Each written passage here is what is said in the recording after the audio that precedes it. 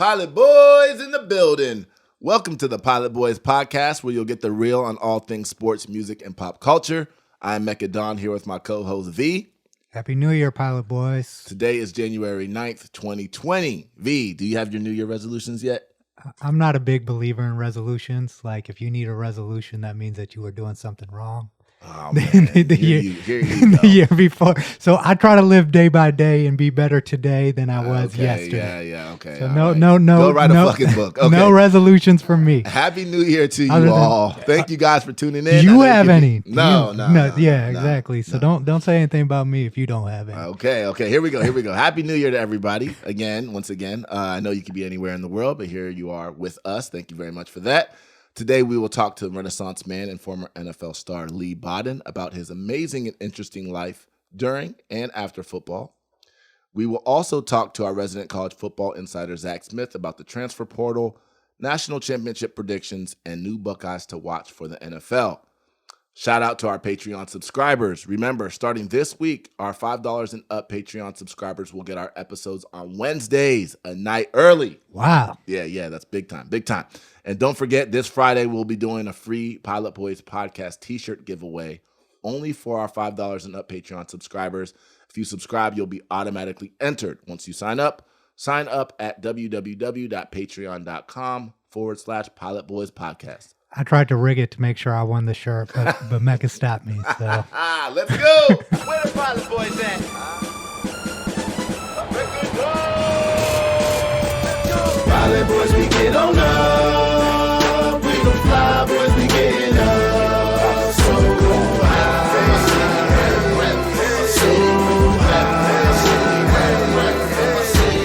Pilot Boys, we get on up. We don't fly, boys, we get up. You're listening to the Pilot Boys podcast. Our next guest is our definition of a pilot boy, an entrepreneur, world traveler, social activist, and a former NFL star, amongst many other things. Truly a Renaissance man. Please welcome to the show, Leigh Bodden. What's up, Leigh? Nothing much, man. What up, Mecca? How you doing, brother? Good. Leigh, what's up? Leigh, what's up, man? Glad to have you on. I know we met a long time ago. I don't even remember how we met. I think you might have come to one of our parties or something. One of V's famous parties in Cleveland. I'm sure, yeah. It was Cleveland, though. It was definitely Cleveland. Early 2000s. Early 2000s. And when I met you, you always stood out to me because I could always tell that you were more than a football player and you really thought about things beyond, the time that you had on the field. And I think a lot of that had to do with the fact that you were an undrafted free agent, right? And you weren't the glorified, 5-star prospect out of high school either. You went to Duquesne University. That was kind of the first question, is like how that kind of chip on your shoulder and that reality of the insecurity of not being highly touted, how that drove you and drove everything in your career. Yeah, I mean, it drove every single thing in my career. I mean, and it started as a little kid. Just, I guess, even believing that I was one of the best athletes. Just, anytime I played against anybody, but never hearing it. And then growing, never getting the big accolades, in high school, and then whether it was football or basketball, and watching guys that I felt like I was better than, get these accolades, and I didn't get it. Then going to a small school at Duquesne, still having the vision of, wanting to be a professional athlete, but it always looked dark when I was a sophomore. I went to one of the best high schools here, DeMatha High School in Maryland area. That's where Chase Young went, right? Yeah, yeah. And so for JV, I remember one game in the fourth quarter, they threw me in there. They were like, Leigh, go ahead in. And as I ran out on the field, the whistle blew in the fourth quarter. The game was over. So you know what I mean? And as a 15-year-old kid, most kids nowadays, they'll quit. Yeah. Right. I ain't doing this. But I didn't quit. I went to practice even harder. Next week, I stayed on the team, but I definitely felt like I had to transfer. I transferred, and but just fought through that through high Yeah. school and college. Uh, People in college thought that I was great. Listen, and the people on my team, uh, they felt like I was good in college too. But then being at Duquesne, a one AA school, was I gonna make it to the league? Probably not. A Right. lot of people felt like that, Right. and but I still felt like I could. My freshman year, I didn't know. I really felt like I had to transfer to Maryland. But my coaches, my parents, they kind of sat me down and said, "Man, just be a big fish in a small pond, and they'll find you." And so I figured out. I had to look up. The internet isn't the way the internet is now, so I had to look up the all-time record of interceptions, Mm-hmm. and it was 28. And I forgot who it was. I'm tied with him now, but I'm Wow. tied for second because Rasheem Mathis actually he broke the record our senior year. He had 30, and I had 28. So Leigh, let me ask you something actually about about your high school experience, I guess, because it seems as though like you're saying, you always knew that you were good and you always knew that you had something, but sometimes it takes kind of coaching or the right situation, the right school for your maximum Yeah. potential to be reached. How would you advise a young athlete now in high school who wants to make it to Division I college, so to speak? How would you advise them in terms of what it is to look for? Because it seems like it's kind of the wild wild west now. Some teams are recruiting. There's all kinds of Yeah. stuff going on. Yeah, you know what? How I would advise young kids, uh, to be honest, now it, it's easier because it's film out there. I don't care who you play for.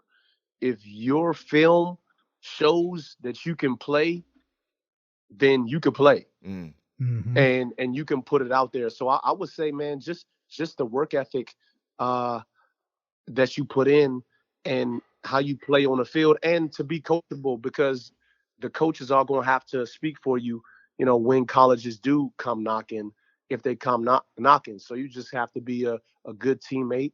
You got to be somebody that's coachable, and you got to be somebody that shows up on film, and that's going to work hard, and that's going to, be a leader, and again, just be an overall good player out there on the field for what, when somebody's watching. Because again, like I had to, back in high school, like I had to go shop my tapes. I had VHS tapes. Like listen, right. my college coach, he laughed because I actually saw him earlier this year. Well, no, late last year. He laughed about how bad my tape was when he when he saw it. Right.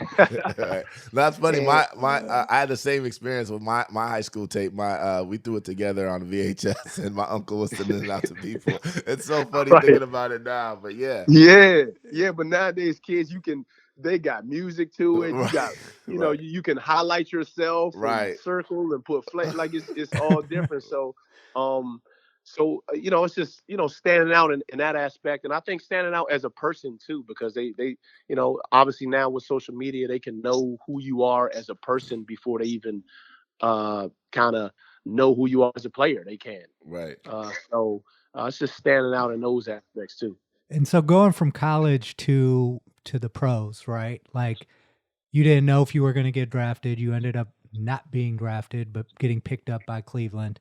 Kind of explain that process, and how that worked in terms of, how you not being highly touted. The agents may or may not have been coming to you. You might have had to seek them out. How that process was, and how you dealt with that, and how you stayed confident in yourself through that process. Yeah, so that was interesting because, to be honest, I thought I was going to get drafted, and I'll just start with my junior year. We had a game against Sacred Heart, my last game, and Devrin Johnson. He was a wide receiver that played for Sacred Heart, and he was leading the nation in yards per catch. And so everybody was like, "Man, this guy's so great, y'all. You got to watch film on him, Leigh." I was like, "I don't care. I'm gonna destroy him. It doesn't matter, Right. right?" And so, um, I ended up, I mean, I did watch the film of him, and I was like, all right, that ain't nothing. And then we played him, and he had like 2 catches for like 15 yards or something. I don't Right. know. You could look at, and I got an interception Right. versus him. That year, he got drafted by the Dallas Cowboys in the 6th round. So and I didn't even notice, but we were like in spring ball, and all my teammates came up to me like in the training room. They were like, "Man, did you see Devin Johnson got drafted?" They were like, "You definitely getting drafted next year. I can't believe this." So, but scouts come into my games senior year, um, and I did think I was going to get drafted. Pro day, like all the scouts were there, and but it just didn't happen. So during the draft, teams were calling, um, but didn't obviously draft me. I remember one team, they called me. They had a lot of draft picks in the 7th round, and they were like, "We got some draft picks in the 7th round, but you might not want to go to 7th round, do you?" They called me and said that. I said no and hung up. Mm. Um, Wow. because my agent told me that being a free agent It's better. Was probably better. better than being a late round pick. And Right. so because I got to pick where I could go. And Right. so to be honest, the reason why I picked Cleveland was because uh my agent had a relationship with the GM at the time, and he just said if Leigh shows any flashes of what he did in college, he's guaranteed to be on the practice squad. So when he told me that, I was like, well, at least I know I can play like how I played, in college. So Right. Right. That's I'm at what I least gonna get a did. job. That's what I Right, did. right. And I did. So I'm Right. I'm definitely gonna have a job. So then that's really why I chose Cleveland. Yeah. Um and they always told me not to go for the team that was paying me the most money as far as signing bonus, and I didn't. But Cleveland actually paid me the most signing bonus. It was $9,000. And Mm. and even at that time I thought I was gonna get $9,000, and I got 5,100 after taxes. Uncle Sam. Hey, but Man. 5,100 from that's about a college refund check, right? Exactly. I mean, I was 5,100 that I didn't have. Right. So Right. So you have a relationship still, it seems like, with the Browns, or an affinity, I would say, for the Browns still. And so I kind of want to ask you a couple questions about the yeah, Browns. I know you still watch football and are still in tune. What is your take on what kind of happened with the Browns this season? And then also, what is your take on Baker Mayfield? Because one of the things that, I've seen from former players a lot, either Browns players or not, is kind of there's been a little bit of disdain for the way Baker Mayfield kind of handles certain situations as it pertains to the players. Like he got involved with like the Duke Johnson situation, and then after the Myles Garrett situation, he had something to say. Do you buy into him as a leader, or do you think that he oversteps his bounds sometimes? yeah. Again, I'm not in the locker room, so it's only what he portrays Yeah. out to us. And you know, some of those things. I mean, I think he should keep his mouth shut or have a little thought behind what he's saying Mm-hmm. before he says it. Again, like you said, I do love the Browns. I mean, that was where I spent my first 5 years.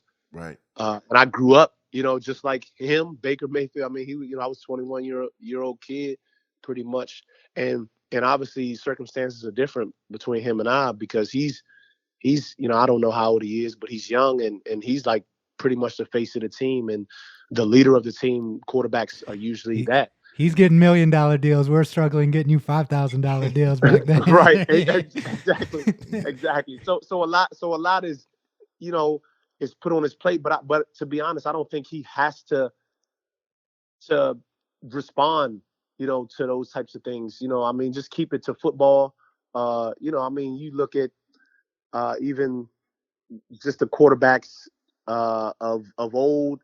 You know, when things are controversial, I mean, it's just stay away from it and just talk about football because especially when isn't your play isn't that great anyway.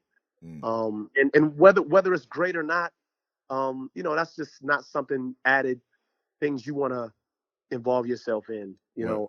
So I just think, and Cleveland's problem has been that, man, since I've been there and since before that, it's just been the quarterback, the coach, and the GMs.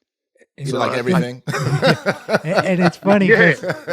because looking at your career, right, and this is kind of where we go from here. You played for Cleveland and Detroit, two of the notoriously worst organizations Right, in the NFL. Then you got the opportunity to play in New England, right. learn the And so, Patriot way, and kind of I wanted to hear from you the differences between the cultures of, say, a team like the Browns and a team like the Patriots, and how you saw that even in your time playing.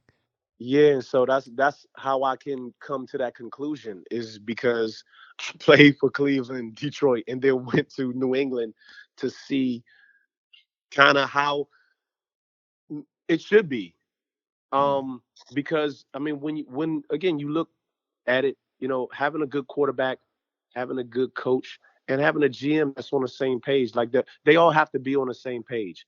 Um, and and I would say even GM and coach because I went through. I had two coaches in Cleveland, Bush Davis and Romeo Crennel, and so no now Romeo Crennel was a great coach, but then the GM Phil Savage, like they weren't on the same page. Like they were drafting players that Didn't fit his the system. coaches may not wanted, right. and they wanted guys to play. The GM wanted guys to play that the coaches may not want to play. So it's Right. it's back and forth, and it's like it's just dysfunctional. Mm. And so now when you go to I'm just going to skip over Detroit because that's obviously dysfunctional. It was dysfunctional then. Right.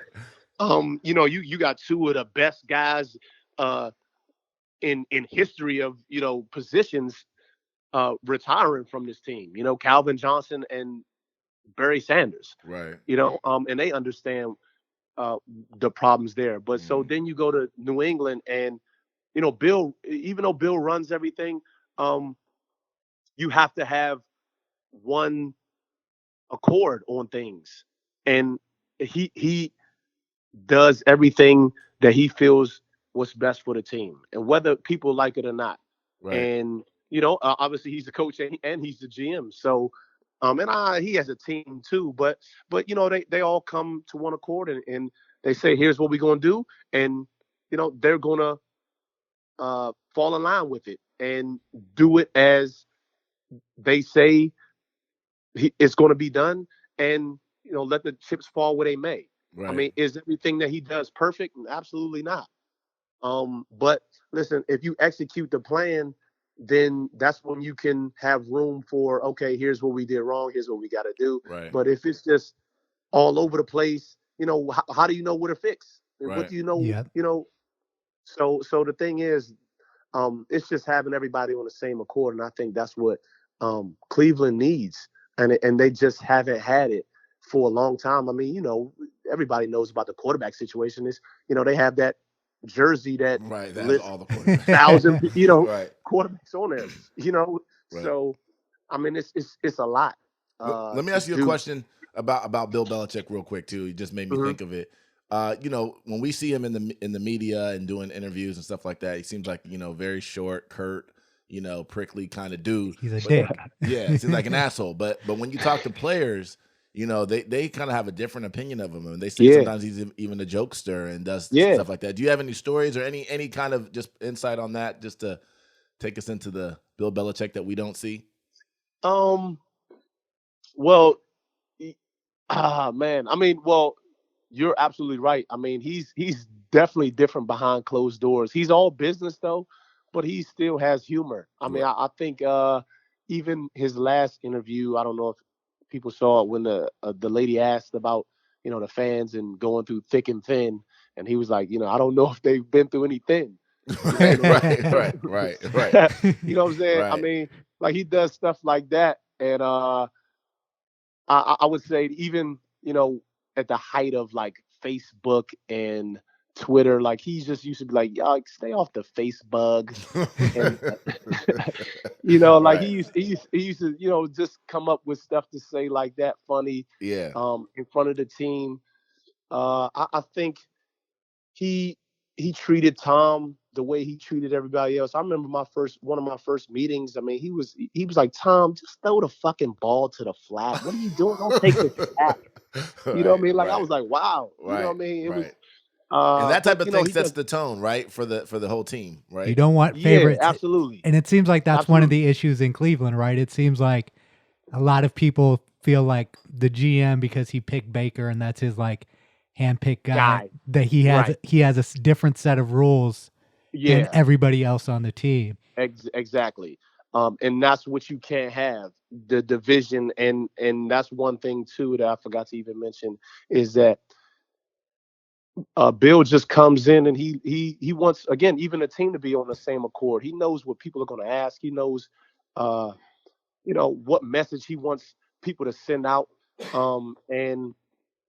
And he kind of gives that, and he lets everybody know that here's what we're gonna say, and that's the way we're gonna move forward. Because again, when one person feels like they can just go off and do their own thing, again, it just opens up a can of worms for the media to do this, that, and divide, uh, and let you forget about what you are really there for, and it's really Yep. to win football games, and that's the sole importance. Why the Patriot way is the Patriot way, but just to go back to what you were saying, I mean, Bill, uh, he's a fun guy, um, but he definitely is about his business, and I mean, decisions uh, could be done that you don't like. I mean, it was decision. I mean, he released me uh, in 2011 uh, for whatever reason it was. I mean, I was injured, but they made it seem like I wasn't injured, and but all in all, I mean, he felt like the way I was handling things wasn't conducive for the team, and I Mm. wasn't, because I was kind of disgruntled, and like I got an altercation with Brian Flores in my last year there, Mm. in front of the whole team. Right, And, obviously that's not something that he wants the young guys to see, right. but listen, I was at my wits end of, being injured, nobody really listening to me. And, Yeah. uh, you know, and I'm frustrated. Yeah. And, then, you come at me sideways, I'm not a rookie, Lee, let me you ask know you what I something mean? about that too, because obviously we have a ton of friends that played in the NFL, and the injury thing is a very interesting one because first of all, it seems everybody's at least hurt, right? If Yeah. throughout the whole season, and then the injury time seems like an even worse time, right? Because I've heard that it's very lonely. I've heard that it's a very insecure period of time because of the Yeah. NFL, no guaranteed contracts, all that type of stuff. How did you, how did you deal with that? And the whole kind of injury thing, and what's your kind of perspective on kind of like the non-guaranteed contracts as it pertains to football too? Yeah, well, see, the thing is, I see both sides of the fence. I see why it can't be or it can't be guaranteed, Mm-hmm. and I'll just speak on that briefly because I mean, because just like you spoke about, I mean, people get injured. Mm-hmm. A lot of people get injured. So let's just say, I know there's a number out there, and I may be wrong, but it's like people average like having 13 guys on IR. Mm. You know what I mean? So now let's say you got to go replace 13 other players with guaranteed contracts. Mm-hmm. You know what I mean? Now what's to say, more people don't go get hurt. Now I got to, guarantee. So that's The money 53 doesn't make man. sense from a business standpoint, you're saying. Right, from a business aspect, it Mm-hmm. don't make sense. Right. As a business guy, me, I'm like, damn, that's I Right. understand I understand what they're saying. Right. But then as a player standpoint, I understand because, you want me to go out here and, you know, any play I can get hurt, and then you gonna get rid of me and go get someone else. Right. And so it's no security in that. And my health is, I'm putting really my life on the line for you guys, and you can't, guarantee me some money. Yeah. So it's so difficult. But as me as a player, that's what you do want. But then, like you talked about, uh it's difficult when you are injured because but see, I had guaranteed money, Yeah. and but the thing is, I still wanted to play Right. because guess what? I mean, the window of playing football is but so long. Mm. Hmm. And so, and then now you're questioning, do they want you back? Right. They question now. You questioning if they're gonna ask you to take a pay cut, Right. and then do you say no? Right. And if you say no, they're gonna cut you. Yeah. You know, if you say yes, now you're lowballing yourself. I Mm-hmm. mean, it's just so many questions and uncertainties that you have when you're hurt. Right. And your job security is like, are they gonna, give me my job back? Right. Right. Yeah. It's so difficult. But that's what you sign up for, to be honest. But and like I say to people, I wouldn't change it. If I had to do it all again, I'd play football again because Right. that's just what I love to do. Right. Yeah. Two quick football related questions before we move on. One is obviously playing corner. You have a very unique look into what makes Tom Brady great, right? You went up against him in practice. What about him makes him so great, from your perspective? Man, my perspective is just like any other quarterback. He studies, okay, but then he just doesn't make many mistakes Mm-hmm. as far as throwing the ball in the right place, knowing the defense that you're in, not being fooled by your defense. And even if you kind of fool him, he's quick on his feet to say, okay, here, boom, I got to go here now when that's not here. He doesn't make many mistakes, and that doesn't cost his team the game a lot Mm-hmm. of times. And he's efficient with his throws, and he brings out the best in everybody. I remember even playing against him in 2007. That was the first time I ever played against him. That was that season that they uh, went undefeated and lost in the Super Bowl. But uh, the way he was like demanding greatness from his O line, from his players, I had never seen a quarterback do that. Um, and it wasn't forceful. It wasn't like he was, being demonstrative or but it was people were receptive to it.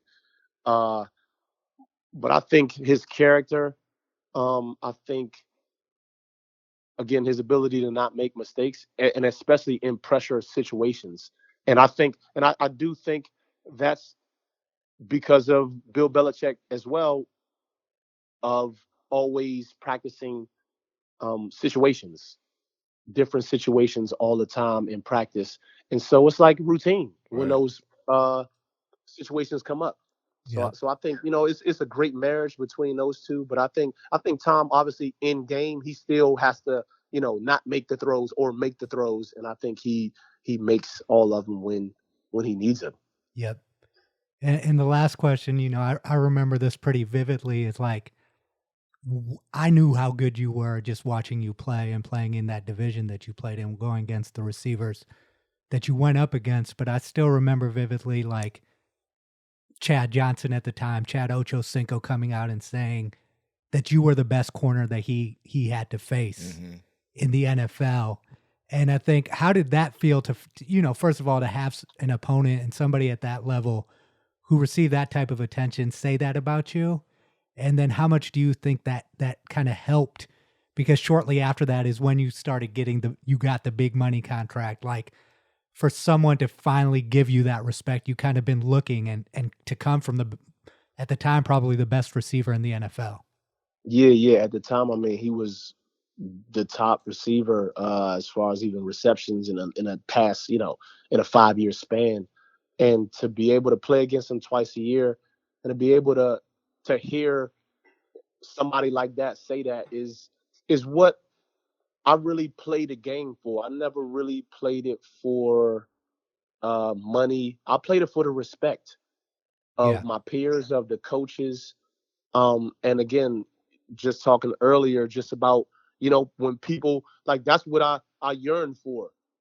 Hearing somebody say, hey, "Man, this dude is good," Mm-hmm. you Yeah. know. And so then to have Chad say it, um, and it was nothing but respect, because then I saw him out in just in Miami one time, and we had a nice conversation just about the receivers I faced, and but just to hear it from him, uh that's kind of all I needed, I guess. Because he was the top, and I felt like I had finally done something, even though in my mind I felt like like you said, I always felt like I was a good player, but for him to say it was really beneficial for me. Like you said, not only uh, for my psyche, I guess, but even for monetarily that the teams are listening to Chad Johnson because he was a vocal guy Right, right. Yep. So it of helped that the era. brand, as well, right? The Leigh Bodden brand. Yeah, yeah, absolutely. I mean, I capitalize, then not as I should have, but I wasn't really a a talkative guy. I didn't really, and again, social media wasn't back then uh as it is now. But I think if I was in the era of social media, I mean, could I have like that could have possibly helped me make a Pro Bowl or something like Right, that, right, because my last year in Cleveland, I mean, a lot of guys made the Pro Bowl, but I didn't make the Pro Bowl. But I was like fifth in the league in interceptions at 6, and I think I played, pretty well, and I had a lot of PBUs, but it didn't happen just because of a lot of other bigger names out there right, than Leigh Bodden. right. You know, So let me ask you one last football question before we switch gears. You just made me think of actually V made me think of it with his question. Who was the one receiver that you played against that I guess before the game? I know you were a confident dude, and I know you probably believe you could shut anyone down. but you were like, fuck, man, I gotta go against him today. Like, was there one or two or any guy, multiple guys that you felt like that about? um, I mean, I would say Chad was one Yeah. because of his ability to get out of his comebacks Mm-hmm. and his routes. His footwork is Um, insane. Yeah, it's his crazy. footwork was insane, Yeah. and I'll tell you, even like I remember in New England, he came to New England when I was there, and I remember Chad, no, Tom. He was like, man, whenever we call a comeback to him, I'm throwing it to him, because shit, he's always open it in them comebacks pretty much, Mm-hmm. because he gets out of them so well. But um, I would say him just for that reason because it's like, I mean, you don't know if he's going deep because he's running just as fast on his comebacks as he is on his go routes, Right. That's crazy. and Yeah. so it's just so difficult to guard him in that aspect. I mean, Andre Johnson as well. He was Yeah. one that I mean because he was just so strong, And fast, big. Yeah. Big. big. Yeah. Yeah. He was one of them.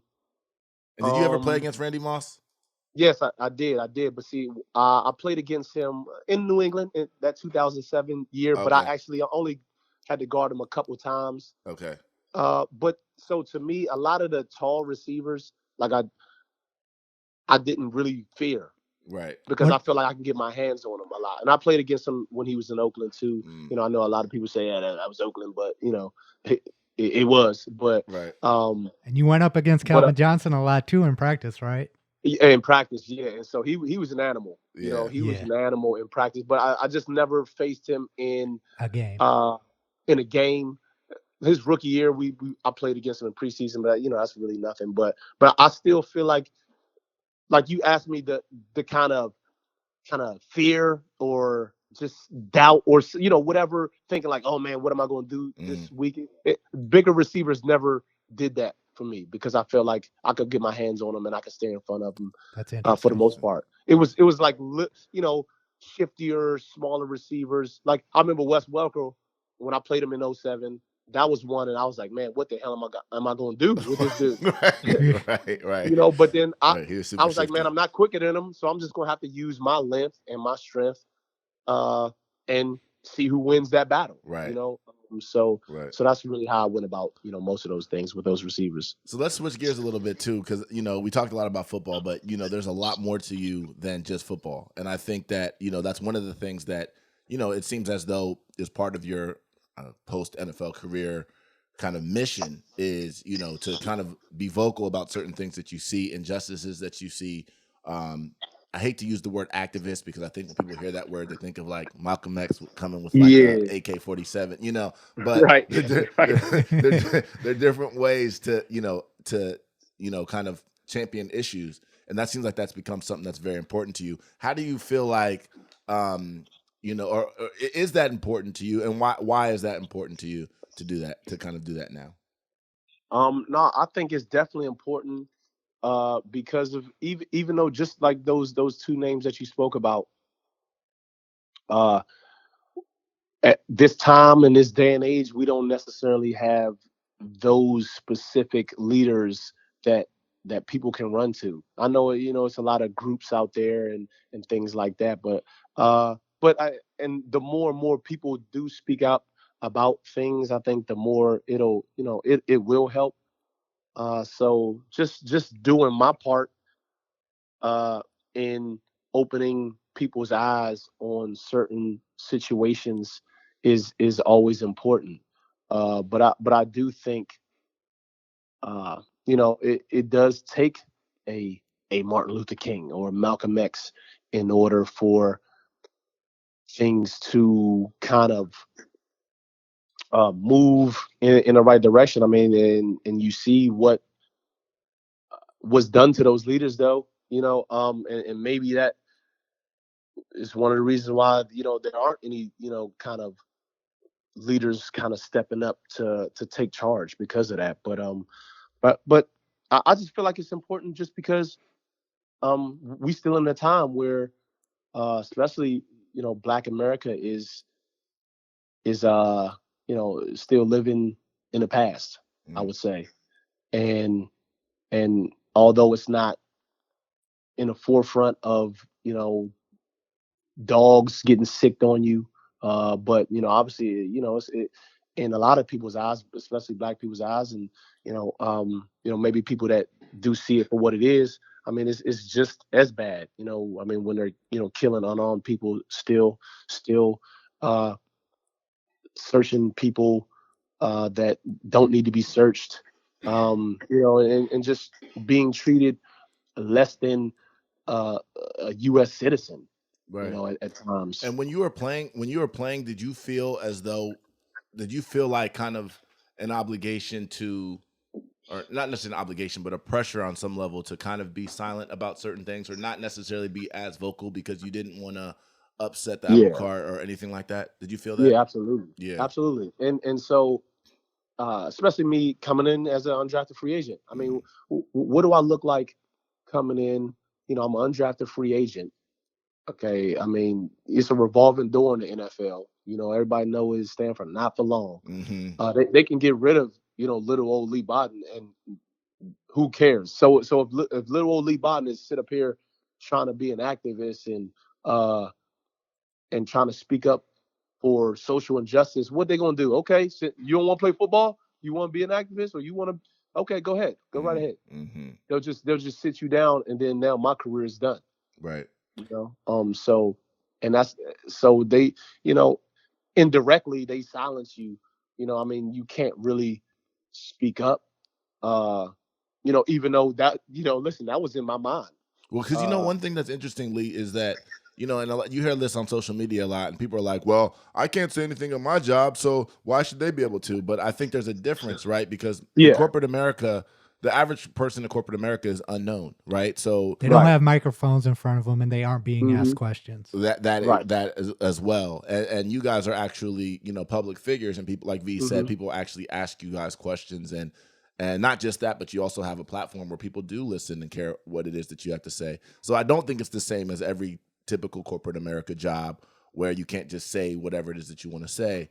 But there are still certain aspects of it that are corporate America, and it does seem Hmm. as though you do have to make a decision, right? Because whether this is Yeah. right or wrong, right, which is another discussion which we could obviously have. Right. This is kind of the reality, and so you are faced with that decision as well. Yeah. Yeah. No, you definitely 100% faced with that decision, and a lot of people aren't gonna make that decision. Right. That's their job. They want to keep that job, Hmm. and like I said, it's only here for a limited time. So but then again, you have guys like the Kaepernicks that had reached the height of whether monetarily fame wise, that he could step up and say, hey, you know what, enough is enough. Right. And, here's where I stand. And, it takes a lot to do that. But it takes that Also, to, security. to, You have to to be have the security, right. feel the The security. security. Exactly. And then be willing to give it up. Right. You know what I mean? That's Because kind of how Muhammad Ali was, right? I mean, he didn't necessarily have the financial security right. of Kaepernick, right, or someone like that, but he definitely was like secure in who he was and what he was standing for and what his name was and what he had built up to that point where he was like, all right, you want to throw me in jail, throw me in jail. It's all good. That's Right. a different level of enlightenment, I would say. That's really being Yeah. in touch with your principles and knowing what they are. Yeah, absolutely, absolutely. And I mean, it takes a special individual to be able to do that. And it's just unfortunate that, but I think in a lot of people's in guys' minds, they would want to do, what Kaepernick did, or what a Muhammad Ali did, and but and to be honest, Muhammad Ali was kind of, put in a corner.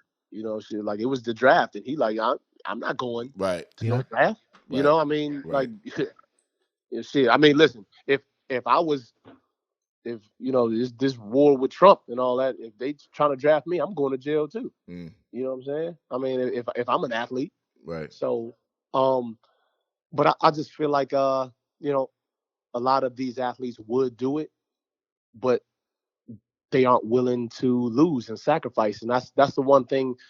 Just talking about and even this, the activism and just being socially, kind of in tune with what's going on.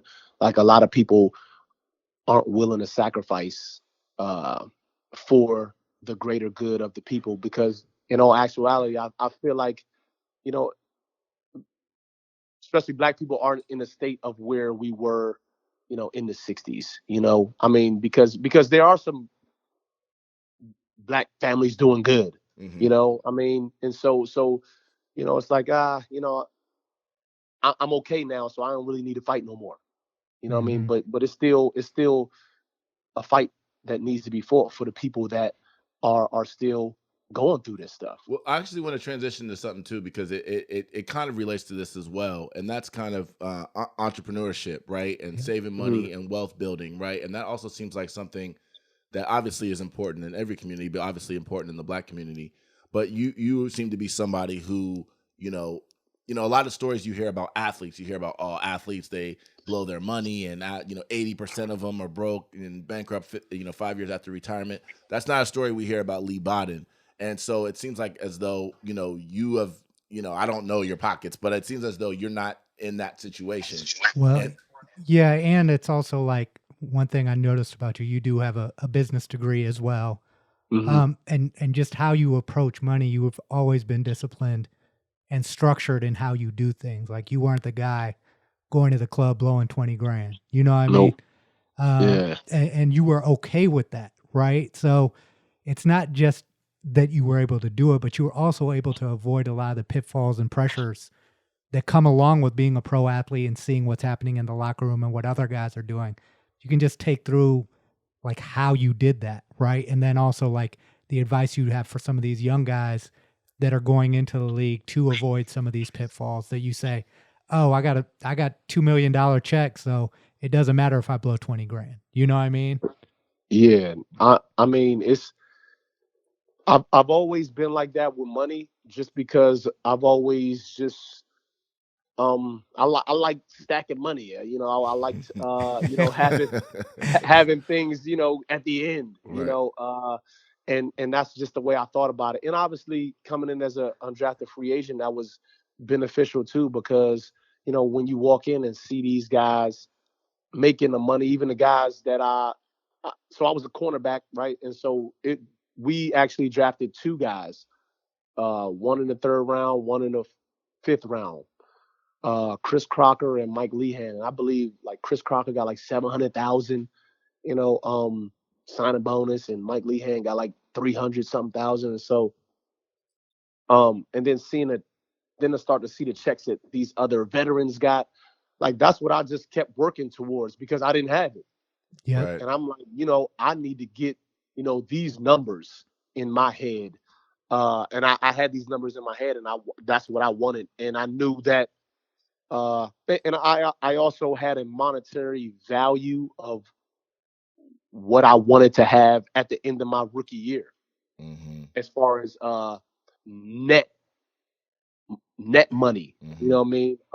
And so I saved towards that. Like my rookie year, I lived like a savage. Like all I had was I had a 2-bedroom apartment, and I had a TV stand and a TV. Okay, you're talking about the old definition of savage, not this millennial definition of savage. Yeah, nah. Like I lived like a TV and a TV stand, Right. a bed and a bed frame, and I had like a beanbag that the Cleveland Browns gave I remember us. I came over to that crib a Yeah. couple of times. You had the video game system, and that was it. It was like a college dorm almost. Yeah, exactly. Because everybody thought you was gonna be rich. Listen, did I buy clothes? Yes. Did I have a Denali? Yeah, because I wanted a truck. But those are the things I spent. I didn't go lavish on any diamonds, anything extra out of the ordinary, and pay for something before I got the money. That's one thing too, is that I never had credit. And so like I had to get a what do you call that thing? Like my uncle had to co-sign on my car because I didn't have any credit. Oh, guarantor. Yeah. So I just did not like owing people money. So I just felt like when I got the money, I'm gonna save it, and whatever I have left over, I'm gonna pay for whatever I want. And that was it. And it just stuck with me. And I saw a lot of guys come in, rookies, blow their money on all these clothes, all this jewelry, all this 2 cars, a big house. Like you don't even know if you're gonna be there next year. Right. You don't even know if you're gonna be there next week. Right. Like, what are you doing? Right. You know what I mean? And it's just the persona that people want to put off. But listen, if you know I play in the league, you know I play in the league. Then I'm getting some checks. Right. Like, Right. that's all you need to know. Right. You don't need to know how much.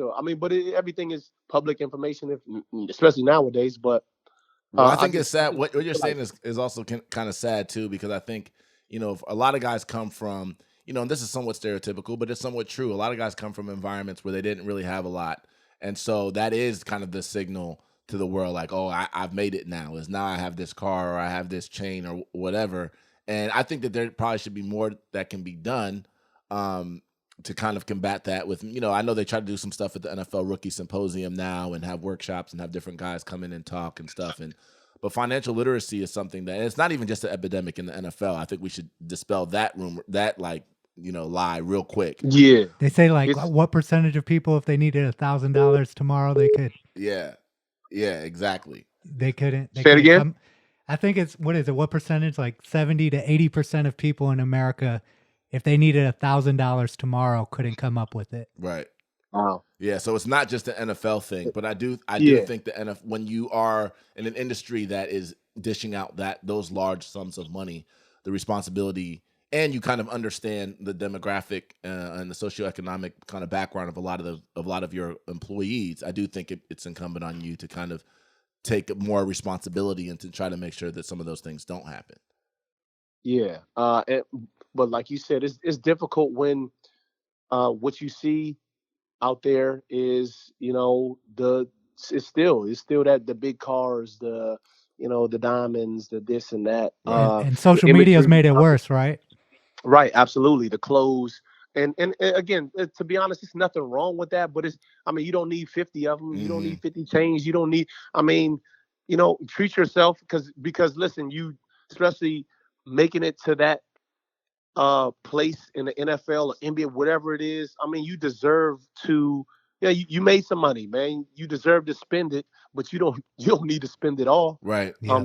You know what I mean? Because people say, oh man, just because somebody bought a $50,000 chain, like they rich. Listen, they $50,000 less rich. Right. Exactly. You know what I mean? Right. Right. So yeah, exactly. unless you got a lot of it, but do you necessarily need it? And is that, kind of getting in the way of, what your end goal is, man? And the end goal isn't to have all this jewelry and all these clothes, because, what is it all going to do for you at the end of the day? And you got to live Uh, more of your life after your career. That's the thing. And now a lot of guys don't think about while they're playing. It's like hey, your career is over at 30 to 31. If you're lucky, right? The average yeah, NFL length is like 2 to 3 years. If you're lucky, you make it to 30, and then you got to live 50, right. 50 years after that. And those $50,000 checks ain't coming in no more. Right. You know Yep. Right. what I mean? And so that's why you save those $50,000 checks when you playing, for when they're not coming in, and you can still live like those $50,000 checks is coming in. Right, Lee. And that's what you And got to that's what you got to plan for. And I think, first of all, it's great to even hear from you, someone who's actually done it, because it's a lot different when you hear a lot of people talk about it, like even on social media, but people who've never been in that position. So when you hear from someone who's actually done it, it makes it all the more powerful. Before we get you out of here, though, thank you so much, first of all, for joining us on the Pilot Boys podcast. This has been a great interview. But one thing that we like to do before we let people go is we like to do something a little bit more fun, a little bit more lighthearted. We like to get two different lists. So I'm going to start, and I'm going to ask you one question, and then V will ask you another one, and then we'll get you out of here on that. All right. Our first question is your top 5 artists of all time, music artists. You can put yourself on the list too, Lee. I know you got bars. Yeah, we know you got bars. So don't be shy if you want to put yourself on there. But yeah, top 5 artists that kind of I'd say that are like inspirational, people that kind of influenced you in your life at any point in time. Yeah, so it's so difficult because it's ever changing. Mhm. Because like even 10 years ago, you could ask me, and it'll be a little different, or even 20 years ago, kinda. But I would say, um Pac. He's always my number one guy, Mhm. just because of, just his, again, it's pretty much his activism, the way he spoke, his poems, what he stood for, et cetera, et cetera. Not being Um, afraid to be himself, right? yeah, yeah, absolutely. And he grew up in that kind of Black Panther stuff, so he understood and knew, kind of what was going on, and kind of informed the people. I would say, uh, man, Nas, Mhm. just because listen, some of his, songs and albums, man, helped me through, some tough I times. And listened to Illmatic yesterday. for real, yeah, Yeah. yeah. I mean, it was just inspirational, and that's one thing. Shit, I was gonna put Lauryn Hill on the list because, Mhm. like, she's a rapper. Like, she always, like, one of her songs, she was like, music is supposed to inspire, and that's what really music does for me, and it always has. So, but so Right. I got Pac, Nas, and I guess there's no really order. B.O.B. Mm. And I just B.O.B. recently. slept on. He's very, very Yeah, talented. he's slept on, man, and he's so talented. Yeah. His wordplay, his knowledge, of things. It's just it's really dope the way he puts, songs together. Um, J. Cole Mm. is another one. Um, just because of, just again, kind of the same thing. So that's where we at, 4, 5, and listen. Just because of how Jay-Z, I'm just not a fan of how things transpire with the whole NFL thing. And I know this shouldn't be like the Hall of Fame. No, They yeah, they no, it's all didn't they part didn't of it. put yeah, it's not part of it. But No, it's all part of it though. I think It everything is. about an I artist, That yeah, and can I, be I think included. so. Yeah. That's why I'm gonna keep him off my list. Mm. But and what's crazy, I'm gonna put Kanye on my list. Wow.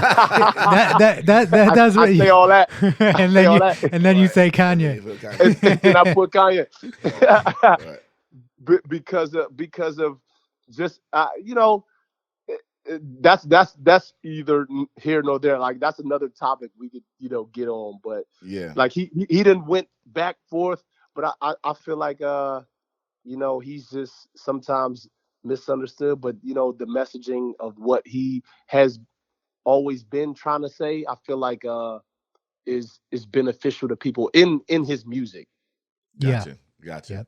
And the other one, which is interesting, your top 5 athletes. Of all time or right now? Of all time. Of all time. The ones that have Man, had the most influence on you. well, obviously, MJ, just because of, just growing up and seeing the titles, You got to meet him, right? yeah, I did get to meet him, twice actually. Wow. And got to talk to him, just about some of the times of, the game sixes. And, I could tell you, I remember he told me, I was like, well, man, why didn't you shoot those shots when you passed it to Curry? He was like, well, because it wasn't game 7. You know what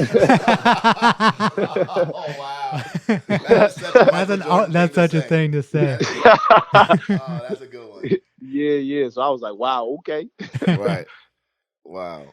But yeah, I would say shit, Tom Brady. Tom Brady, just because, one, I played with the guy, and just to see his greatness, to see it transcend for 20 years.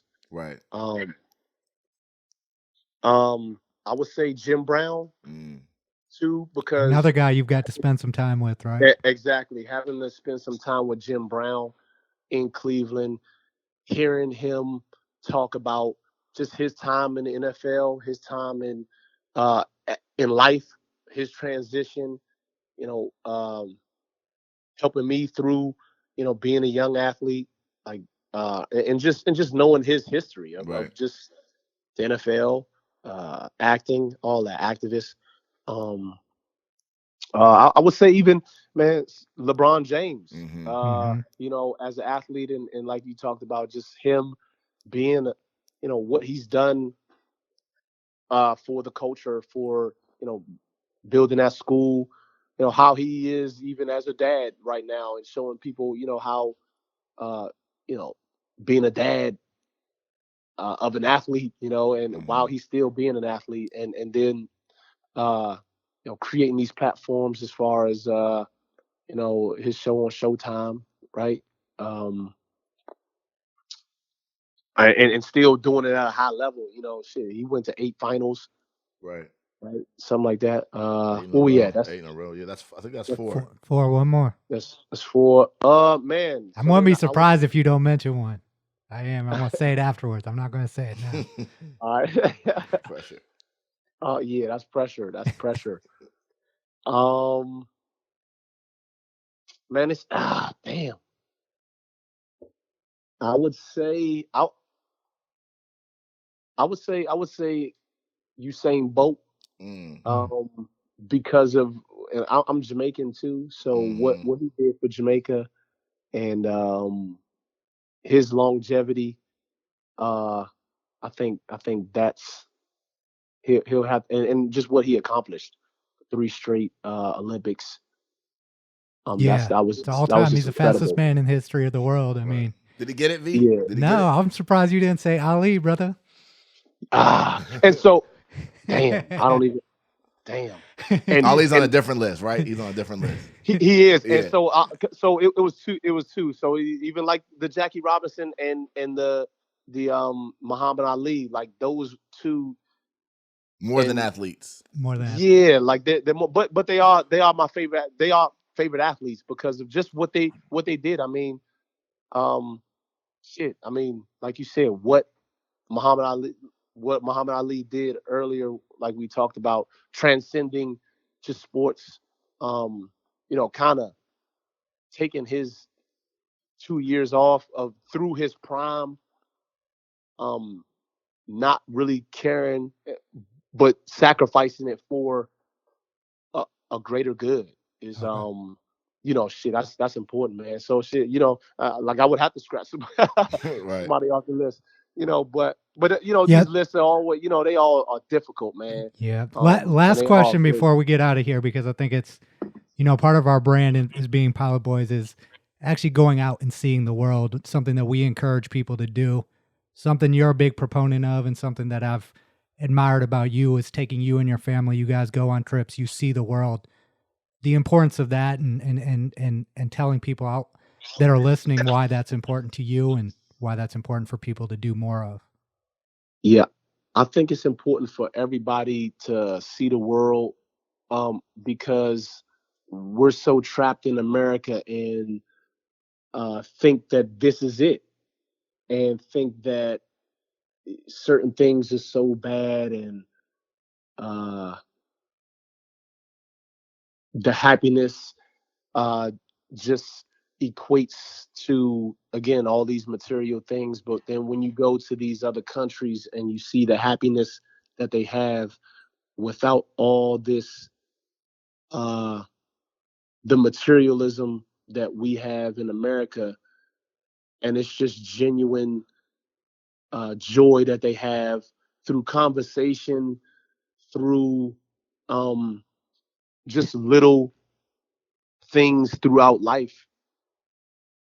Yeah. My kids got to see other kids, uh, you know, in lesser light than them, and but they can share just experiences, and even the language barrier is gone, but they can kick around a soccer ball and play tag, and jump over sticks, and just do some of the simple things in life. And I think here in America things are so complicated through a lot, and the simplicity of around the world shows just a different side, and how we can live like that, but we're just programmed to live how we are now. And I think my kids, I mean, their favorite trip is to Tanzania, and that's pretty much that was the Serengeti, and that's just nature. It was 100% nature in the wild, and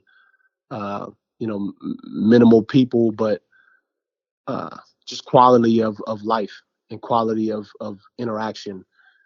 And I think a lot of people should go because of that, just to experience it. Yep. Just to know that it's different. It's different, and different is good. And Lee, that's one last thing I'll say on that too. I think it's what you're saying is spot on. And V and I are avid travelers. We've both been kind of all over the world, and I'm Nigerian. And I remember when I was like Wow. 10 years old, we went to Nigeria and we went to my mom's village. I'll never forget this. I remember this like it was yesterday. And I brought a soccer ball and a pumped soccer ball, right? Right. Yeah. And I was the most popular person in that village. I mean, people were coming. I don't even know where everybody came from. Like, it didn't even seem like there are that many places where people could live. And literally, that was like one of the best days of their lives. And I was just Right. like, wow, like just the fact that I brought a soccer ball. It's an appreciation. It's an amazing thing. What Having you an said. appreciation for the things that we take for granted here. You see Mhm. that when you go to places that they don't have as much. I saw that a lot in India as well, and that shapes your world perspective and gives you some empathy toward people, and it even helps us deal with some of the problems that we deal with here, right? Exactly. So Lee, that was great, man. Listen, you are an awesome dude, man. We love following you. We love the trajectory of your career, how it started, and where you've gone post NFL. This has been an amazing interview. Hopefully, you'll join us again on the Pilot Boys podcast at some point. And everybody definitely check him out at Leigh Bodden. That's on Instagram and Twitter, if I'm not mistaken, right?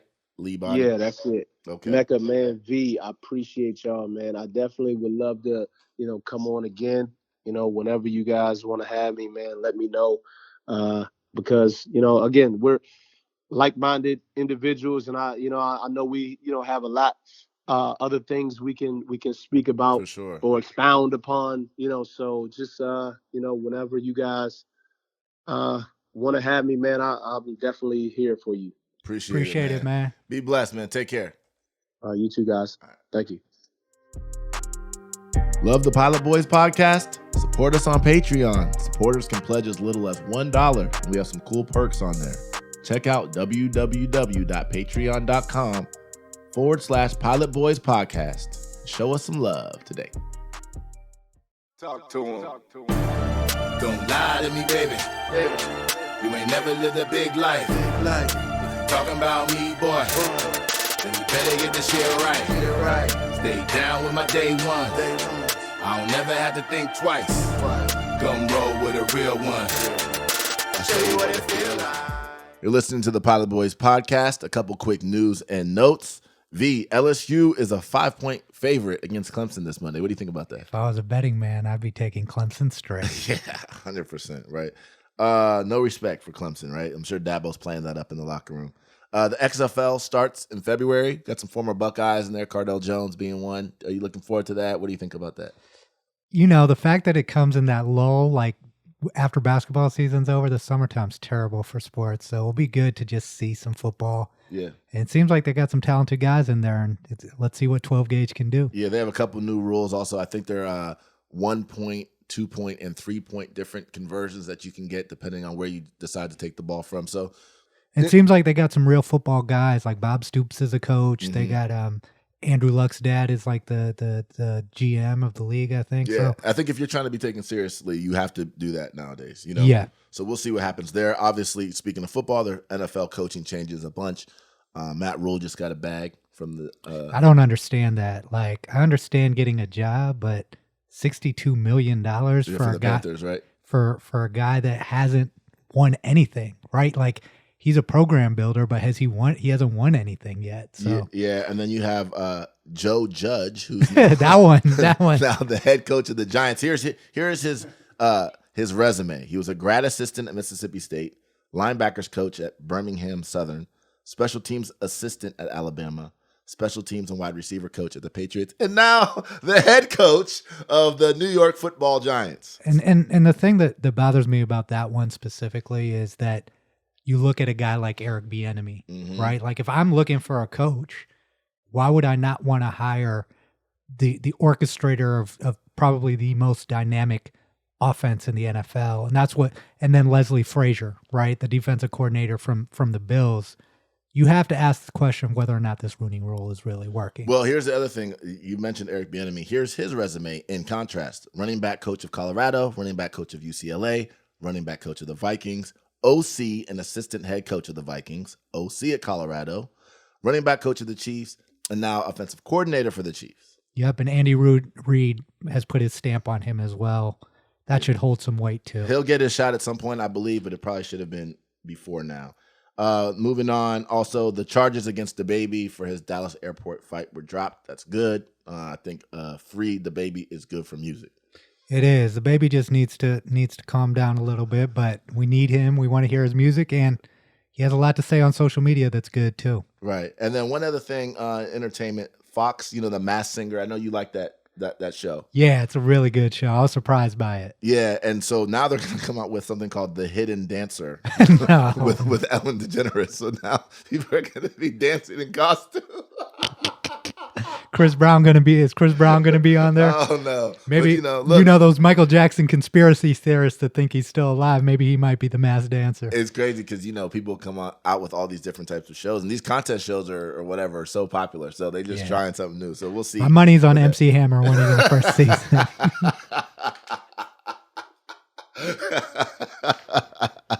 All right, and then the last thing with Ricky Gervais at the Golden Globes, and that was funny, wasn't it? It was hilarious, and I love when entitled people like Hollywood, they get a browbeating like he gave them. Yeah, and especially watching their faces too. They they weren't ready for some of the stuff that he was saying. I mean, I just can't believe that they let him do that and say all those things that he said. But I think everyone needs a wake up call, and that was one that was well needed. Shout out Ricky Gervais for that. Yeah, that was funny. All right, you're listening to the Pilot Boys Podcast. Thanks for listening to the Pilot Boys Podcast. Don't forget to subscribe on Apple and Spotify and follow us on social media at Pilot Boys Pod on Twitter and at Pilot Boys Podcast on Instagram and Facebook. Pilot Boys on YouTube. Don't forget, sharing is caring. Never been a hater. Boy, I didn't have time. Busy. Said I never been a hater. I never been a hater. Even when I didn't have mine. Back. I'm too cool for the dumb shit. Cool, I'm like ice. Too real for the fake love. I'm a real one. Never scared to show face. Right here, baby. I'm too raw for the makeup. Ball like Zeke do. Think like Jay does. Brought the whole team up. So you really can't play us. Just like a marathon. Prepare for the long run. Try to outsmart me. Crazy. I think you got the wrong one. Oh. Don't lie to me, baby. You ain't never lived a big life. If you talking about me, boy, then you better get You're listening to the Pilot Boys podcast. We are here with Zach Smith, former Ohio State wide receivers coach and now Menace to Sports podcast host. Welcome to the show, Zach. Always a pleasure. Thanks for having me on. No problem. So let's jump right into it, man. You know, we talk a lot about college football here on this show, and one of the things that's kind of come up a lot recently, I would say within the last year or two, is the transfer portal. And the transfer portal essentially is, you know, for an athlete who's on scholarship at a particular school, when they decide that they want to leave and potentially transfer to another school, they just put their name into this portal, and that kind of alerts the country that they're available to be kind of re-recruited again. Get out of jail free card. Yeah, yeah. And, you know, for me as a former athlete and a person who considers himself to be kind of pro athlete, it's a good thing, right? Because it gives guys a chance who may have, you know, been falsely recruited or, you know, told a story during recruiting or just seek another opportunity. These guys are young and you're only eligible for maybe up to 5 years, and you got to take advantage of it while you're there. But the flip side is that, you know, it can get abused, right? Some way, shape, or form. And so from my perspective, you know, it's a good thing, but I looked at it, I was like, Zach is a former coach, and, you know, that kind of changes the nature of this business entirely. And I wanted to get your perspective on it. What do you think about the transfer portal? Yeah, you know, I go back and forth. I think the real issue with the transfer portal is a lot like the College Football Playoff Committee. It's pretty much anything the NCAA does, right? There's no uniform rule. Right? Yeah. It's Tate Martell can transfer, and for no reason he's eligible to play. Mm-hmm. And then a kid gets depression at Michigan, transfer to Cincinnati, not allowed to play. Right. It's like there's no. My issue with the portal is it's wild, wild west. There's no way you enter it, and it's like, well, hopefully they let me play. Yeah. And I do think I'm with you. I'm pro the player. Right. So I think it's really good for the player. I mean, any coach can get up and leave. Any any support staff, anybody that they might have developed a relationship can their freshman year, that coach can just leave. Right. No penalty, no anything. And it seems like a lot of this still comes down to money, right? The kids like Tate who can afford a good lawyer to figure out and make his case versus another kid who may not be able to afford the same. How does the legal side of this work? Is that supported by the NCAA? Do they help with these guys getting the legal assistance they need? No, so the school that they're going to will help them find the attorney, and no one will say it, but all these schools have a guy. Mm-hmm. Yeah, and I mean, he probably cuts him a deal because his name's going to be in the paper. And every school I was at had a guy, a go-to guy, and it wasn't like the school paid for it. It wasn't like the guy was the eraser, right. But it's just a guy, a connection, you know. Yeah, and it's it's always the school that's obviously getting the player that's going to help push it through, right? But it's where are you transferring to? You're transferring to Miami of Ohio, right? They probably don't have the resources if you're transferring to Ohio State, right? To push it through. They don't know the same people, so it's just an inequality in college athletics. Well, so that makes me think too, also about kind of the recruiting side of things, like the initial recruiting side of things when guys are coming out of high school, and whether or not this reality is actually going to change or kind of create checks and balances in a little bit in a way, the way coaches actually recruit and the things that they actually tell kids. Because I've heard stories time and time again of a recruit feeling like he or she was promised something and then they got to the school and that thing wasn't carried out. And now it seems like this may be a check to that type of thing. What do you think about that? Yeah, that's definitely, I mean, it was way harder to transfer 5 years ago. Mm-hmm. So any kind of maybe misleading in recruiting or just flat, lies or promises, if they're not upheld, it's definitely going to push a kid a lot closer to jumping in that portal. Right. And coaches need to be wary of it. But I'll tell you the one thing that I don't like about it, and I've had a few conversations with college football players, current players, is coaches coach differently because of it. Yeah. Almost in fear of it. And you're taking away, I guess, a tool of development. It's hard coaching. Yeah. And I wouldn't. And competition. Right? And competition. Yeah. And I mean, to be honest, my whole style of coaching would, I don't know. I mean, the only thing I had going for me was I was always 100% genuine and authentic. Yeah. Now, you might not have liked me. I think everyone hated me when they were a freshman. Right. I mean, to a player. Yeah. Even the closest players that I have, the Paris Campbells, Austin Macks, hated me as freshmen. Yeah. Because I was so hard on them. It was so different. I can't tell you how many kids probably would have jumped in that damn portal. Right. Yeah. Yeah. That's the thing. So that's the thing that I look at now is I'm interested in it because I feel like, wow, this gives kids opportunities to go seek a better future. Just like V had mentioned before, coaches kind of have that opportunity to do so at will. And so why shouldn't players have that opportunity? But it's interesting to see how it'll change college football. Yeah, and one other thing is like what you don't want to do is also remember again that these are 18, 19, 20-year-old kids. One thing in life that we never want to encourage is quitting, right?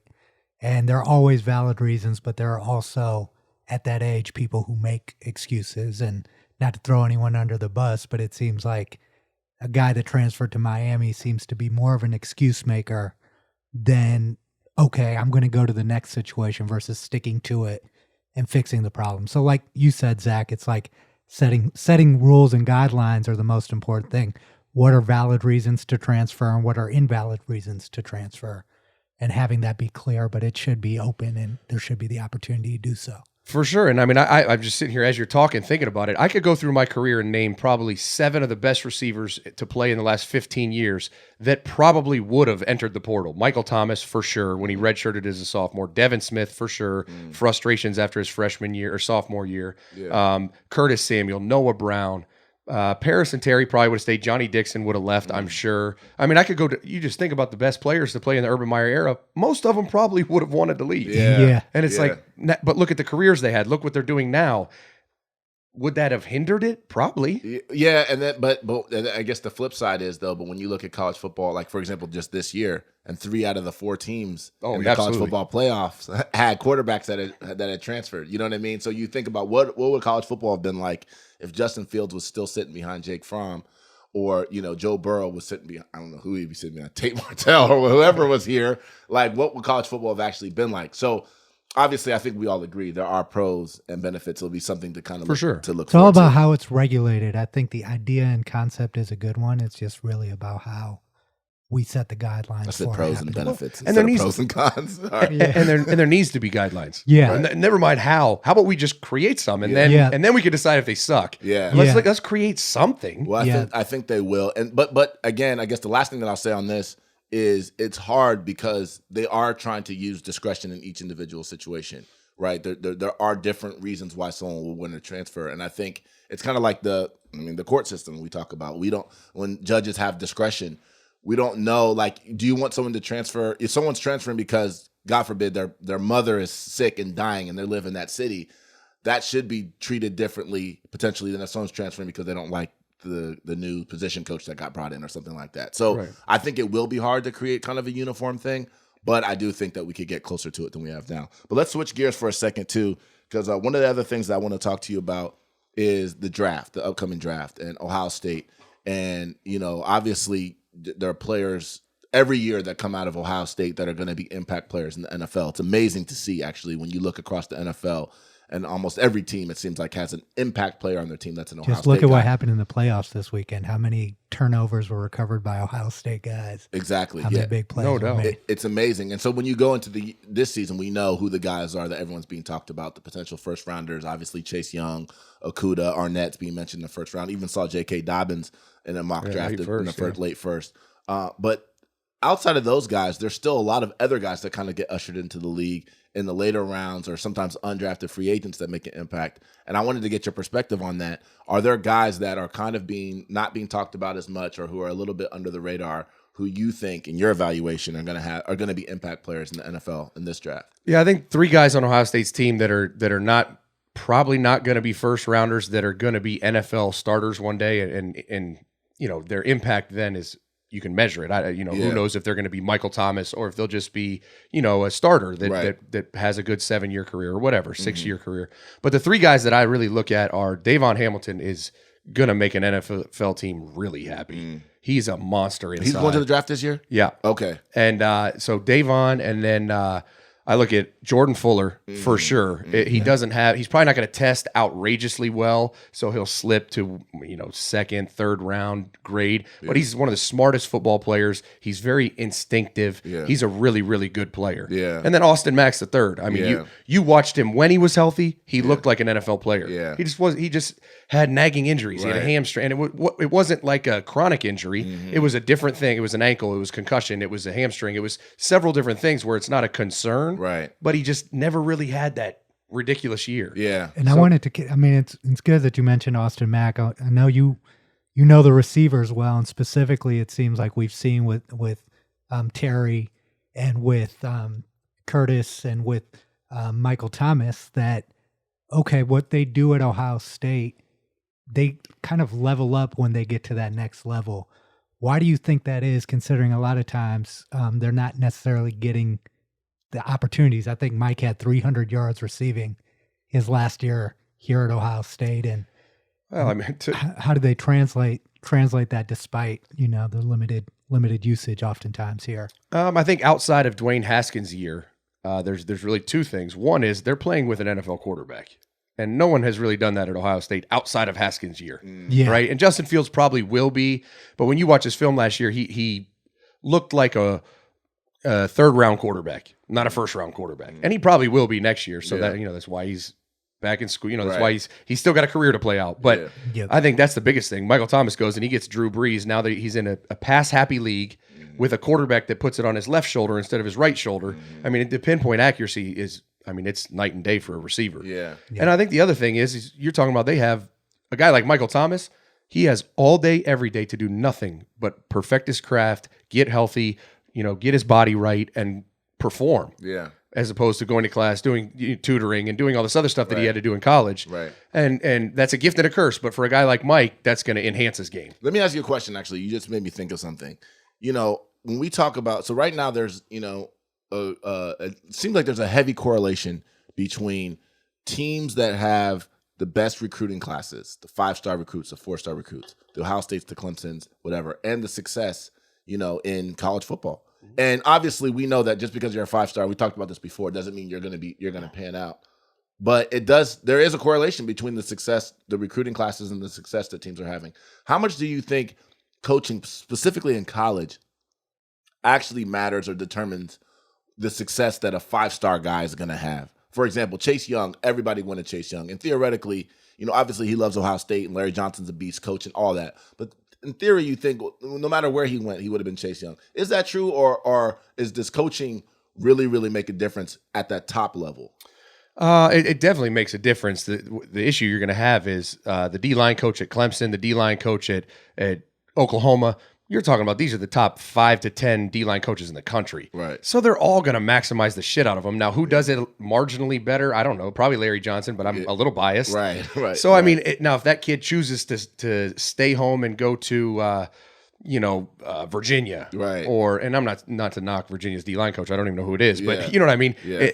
That guy wants to go to Ohio State. That guy wants to go to Clemson. Right. And he's not there yet. Yeah. And so there's a reason why. So I guess moral of the story is if you go to top 5 program, you go to Alabama, you're going to get maximized about as well as Ohio State. Right.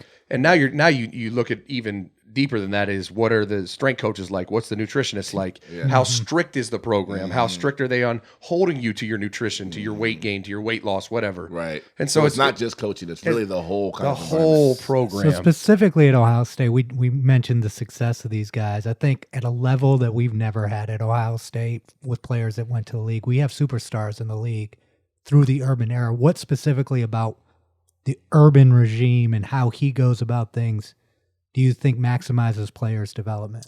It really all starts with Mickey Marotti, and that's why you're going to see a carryover from staff to staff as long as Mickey is there. Mickey's the strength and conditioning coach. He's one of the best in the country. I haven't heard of a guy that does things the way he does them. He has a lot of proteges that do it like him, but and obviously mentors that he learned from. But he's really the starting point. He develops these kids off the field, physically and toughness wise, as well or better than anyone in the country. And then Urban had this, neurotic obsession with what you were doing to maximize your players. Like it was constant. It was all day, every day. He was on you. He was challenging. All he did was challenge coaches. Right. Like if you went and did a drill, like if he went out and watched your drills on the field, you better make him say, "Holy shit, that's sweet." Right. And I was the worst because I was the position he coached. Yeah. So every day I'd go on the field and I'd be like, I better come up with something creative. Right. So when he walks away, like that's cool as shit. Right. Yeah. And I did. The last 2 years, he'd walk out of there like, wow, that was. I mean, it might be stupid, but he's like, wow, that was so freaking cool. Right. Yeah. No, and you also had I remember. Actually, I think it was like Kirk Barton maybe this week posted that commercial, basically that Ohio State commercial you did with Mike Thomas out for Zone 6. That was epic. That shit was epic. So that was awesome. Last thing, we'll get you out of here on this.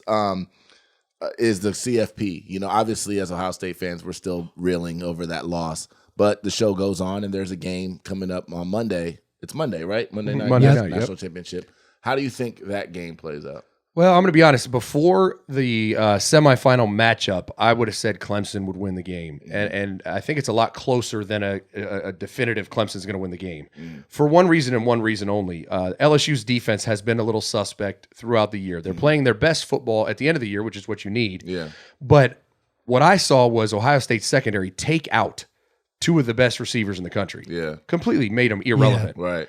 And so LSU secondary is not Ohio State's, but you got to think that, I mean, they have two really talented corners. They have an All-American safety. I mean, they got a chance. If they can find, now the real issue here is they play man coverage almost every snap, and you saw how that worked out with Trevor Lawrence scrambling and a mismatch on Travis Etienne. So I still like Clemson in the game, but I would have said they would win by 7 points. Now I think it's a 1 to 3 point victory. And that's kind of how I look at it. I think first of all, I saw that LSU is a 5.5 point favorite. And I'm not a bettor, but if I was a bettor, I think I would be on the money line on Clemson. Oh yeah. I think Clemson is way underrated. I think a lot of people don't realize that they're 5.5 point underdogs. Clemson's 5.5 point underdog. Okay, wow. Yeah. And I feel like I would take. Don't you? I would take that straight if I was betting. That's what I'm saying. I think people don't realize how good Clemson is because they didn't really play a lot of people. A lot of people think they got away with one with Ohio State in the Ohio State game, which they did. But they have now been punched in the mouth, and I think that they have one of the best coaching staffs, and they obviously have talent all over the field. I think that they are actually more prepared for this game because of the Ohio State game, despite the injuries that they may have, and they've been beaten up. But they also got 2 weeks now. Before, it was like a week or maybe 8 days. 8 days. So now they got 2 weeks. So that's also my perspective. V, how do you think it's going to play out? I've got Clemson as well, and I think it's fairly obvious if you just look at the data, right? They both have great offenses, but Clemson has the better defense. And therefore, at the end of the game, you think that Clemson will take this game because of experience and because overall on both sides of the ball, they seem to be better. Right. That's perfect. Zach, thanks for joining us again on the Pilot Boys podcast. Obviously, we always appreciate your insight. Make sure you guys check him out at Coach Zach Smith on Instagram and Twitter, and check out his podcast, Menace to Sports. It's available everywhere. That's all we have for today's show. Big thanks to our guests, Leigh Bodden and Zach Smith. Thanks to everybody for listening. Don't forget, sharing is caring. Subscribe to the Pilot Boys podcast on Apple, Spotify, Patreon, and YouTube. And please follow us on social media at Pilot Boys Pod on Twitter and at Pilot Boys Podcast on Instagram and Facebook. And always remember, be you. You is fly. Pilot Boys out! Where the Pilot Boys at? Huh?